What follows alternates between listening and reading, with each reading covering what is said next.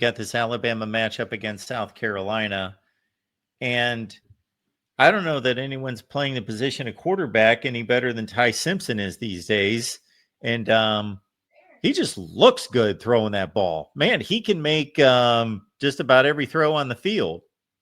And this goes back to Mark, not just him waiting his time, but him being a coach's son and the things that Jason Simpson has taught him throughout his life. Also, what he's learned from being around Coach Saban, 2 or 3 years around Coach Saban, being around different offensive coordinators. The talent was always there with Ty. It was never a talent thing. It was always a mental clock thing. When would he be ready to step on the field and produce the way he's done now? And it's taken us some time. He had to sit behind Bryce Young and learn some things. He had to sit behind Jalen Milroe for 2 years, 2023, and of course last year, to learn some more things. So this is what we're seeing right now, the full picture coming full circle. The talent's always been there, but just having the mental capacity to really sharpen every tool in that toolbox, he needed that mental preparation. And with that mental preparation, now we're seeing a Ty Simpson that we thought we would get when he first came in 2022. Of course, Ryan Williams took the nation by storm last season as a true freshman and was being comped against Jeremiah Smith in an argument there initially when those guys hit the field, who was the better wide receiver. Then things went a little quiet down the stretch, and he got off to a slow start this year. So what's the latest on Ryan Williams? Well, Ryan, we saw him against Tennessee finally get back to having fun as that big-time playmaker. He had about 4 or 5 catches in the game against Tennessee, had a little end-around run there on a reverse there. And I think the biggest thing for him, Mark, is having fun with the game. We know with NIL, name, image, likeness, and these players being compensated, a lot of it can get to them in terms of, I'm trying to take care of mom. I'm trying to take care of dad. I'm trying to take care of big brother, big cousin, with the whole NIL and being compensated. And I guess a lot of that outside pressure got to him a little bit, because you can kind of see he was starting to press a little bit, trying to make the catch, and he's dropping balls, or trying to catch the ball off his body versus just strong hand catching. Now, of course, Ryan has also dealt with some injuries. He's been nicked up. Of course, he had a concussion early on in the season. But I think finally now, fully healthy, number one's key, fully healthy. And then number two, I think a lot of his teammates, the Jeremy Bernards, the Isaiah Hortons, even wide receivers coach Jamarcus Shepard, have kind of come to him and say, young man, get back to just having fun playing the game you've played since you were a kid. I understand you got name, image, likeness out there and all of these other external factors. But the big thing here is it's the same pigskin. It's the same football field. It's the same game that you've been playing since you were 6 years old. Get back to just having fun with it. And last week against Tennessee, you saw Ryan Williams not just healthy again, but getting back to having fun with it. So as you well know, Stephen, because of the offensive line position not having statistics that are readily available, you've got to be some kind of junkie that goes to Pro Football Focus or whatever to keep up with offensive line play. Sometimes there's a guy like a Caden Proctor that's a 5-star, a lot of expected of him, and maybe makes a few mistakes as a freshman like he did and was manhandled at times. And then people kind of lose track of, the name's still there and people still know the name and know what's expected of him. But because you can't go to a stat sheet and say, well, he ran for 112 yards today to know what he did. What are your thoughts about his development in particular? And then you can go into the entire Alabama offensive line. Well, let's start with this, Mark. Against Tennessee, he didn't give up a sack. And that's against a pass rush that's coming in. Tennessee was leading the SEC with 26 sacks, and Bama did not give up one to that Tennessee pass rush. So big kudos to Caden Proctor doing more than holding his own against some of the better edge rushers in college football that play for the Volunteers. And then the whole offensive line as a whole, I think this group is starting to grow in terms of the pass blocking. The run blocking, you want to see more, right? You want to see more of Alabama truly run the football. They're doing enough to where it keeps you honest in, well, I can't overplay my hand to Ty Simpson because Bama still does have that run threat. So they've been running the ball better here as of late with Jam Miller, with Keenan, with my guy there, Kevin Riley, who has jumped off the charts coming from the fifth string running back to the second string behind Jam. But of course, Daniel Hill is getting reps in there also. So Bama's starting to run the ball better as of late, but you got to give the offensive line credit, not giving up a sack to Tennessee. Ryan Grubb is finding creative ways to use Caden Proctor, but then you also have young guys getting out there, Mark. You look at Michael Carroll. He's getting after the freshman at offensive tackle. You're seeing Jackson Lloyd getting looks out there. You're seeing just different guys. Olase Nanin, another young player, but starting to come into his own, getting looks out there. So the line in itself starting to grow and get better as we're getting to the second half of the season, not just in pass protection, but starting to find its footing here, run blocking as well. I saw the Wisconsin game. I saw the Vandy game. I saw the Georgia game. I did not see but a few plays at Tennessee. But certainly, well, what's going on at Florida State's almost inexplicable. Maybe the most curious score right now of the entire season right now, Stephen, is that this Florida State team beat this Alabama team. It's crazy to think about. It's crazy to think about, but this is what I go back to.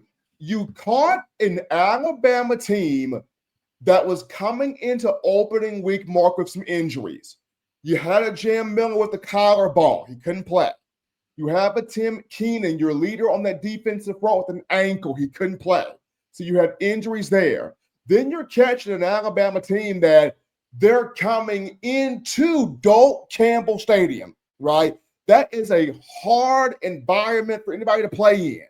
Then you're talking about you're catching an Alabama team at a time where Mike Norvell is preaching one word. We're desperate. We're desperate. We want to win. We want to win. And then here comes Thomas Castellanos, the quarterback, saying his statement, well, Nick Saban's not going to save them. So he has to he's going to back up what he's saying. So all of this is in one melting pot here, and it was just the perfect storm. And then you add in a Gus Malzahn, who wants to prove, hey, I can still do it too. Coming from Arkansas, and then the Auburn, and then the UCF, and now the OC at Florida State, Gus Malzahn wants to show I can still turn this thing myself. So all of that lumped together was the perfect melting pot of how that game happened. So I'm watching that football game, and again, it seems like it was like 5 years ago now. And, it wasn't a game in which the game was close and competitive at the line of scrimmage, and Florida State just made some crazy plays and pulled it out at home. There was a decided rushing advantage. It was like 250 to 80 or something like that. Yes. Bama just got beaten down defensively. So what have you seen out of the Bama defense since that week one? Because they've played one of the tougher schedules in college football since then and obviously held up.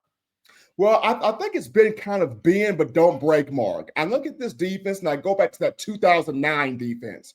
Remember that 2009 Bama team where it wasn't always pretty? Kentucky was like, ooh, that was tough. South Carolina, ooh. The Arkansas game, ooh, Ole Miss, and then Tennessee, like Bama did a break, and it took, the two Terrence Cody field goals, blocked field goals off Daniel Lincoln to beat Tennessee there. It's kind of that bend but don't break. Bama will give a little bit here and give a little bit there, but when it's time to bow up and not allow something to take place, they're able to have that and bow up. I go back to the Tennessee game, Mark, the play that changed it. Joey Aguilar and the Vols, they've got the ball on Bama's 3-yard line. You're down 16-7. You score, you go into halftime down 16-14.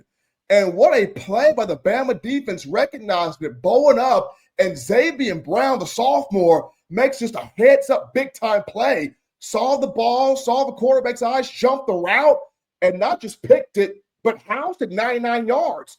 That was a 14-point swing.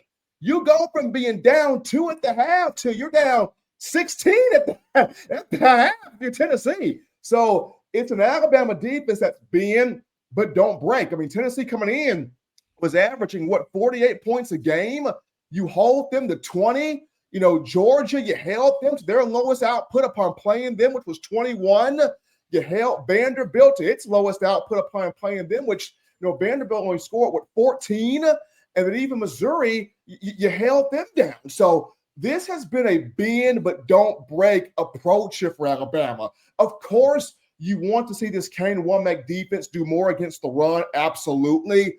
But he's been able to make adjustments. As small as they've been, he's been able to make adjustments to where in the second half, Alabama's been able to put a stop to some things.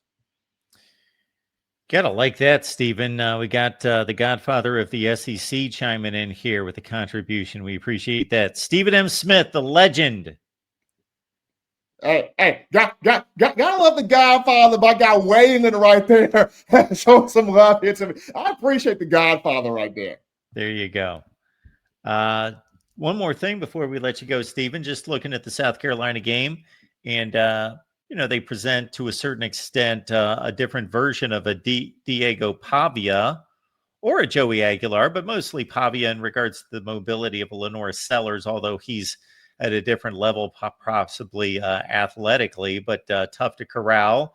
But South Carolina having their issues. They only scored a touchdown against Oklahoma. Bama's like an 11.5-point favorite. Anything in particular jump out to you about sizing up this one?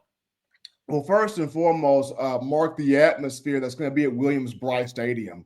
That is an electric atmosphere in Columbia. Like you thought Columbia, Missouri was something. Columbia, South Carolina is a whole different animal.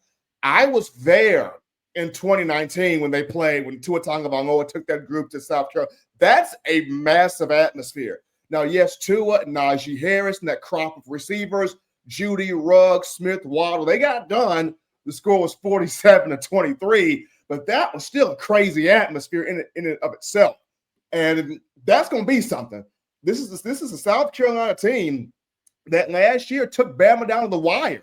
Lenora Sellers played well. He did have an interception, but South Carolina is kicking itself because if a couple of balls would have bounced the way of the Gamecocks, that's a different ball game. And it took Damani Jackson ending that game with a late interception to win that 27-25 at Bryant-Denny. So Kevin DeBoer knows we're walking into an atmosphere where we got to have our A game. We got to have our A game. We got to be prepared to play. And he talked about Lenora Sellers today.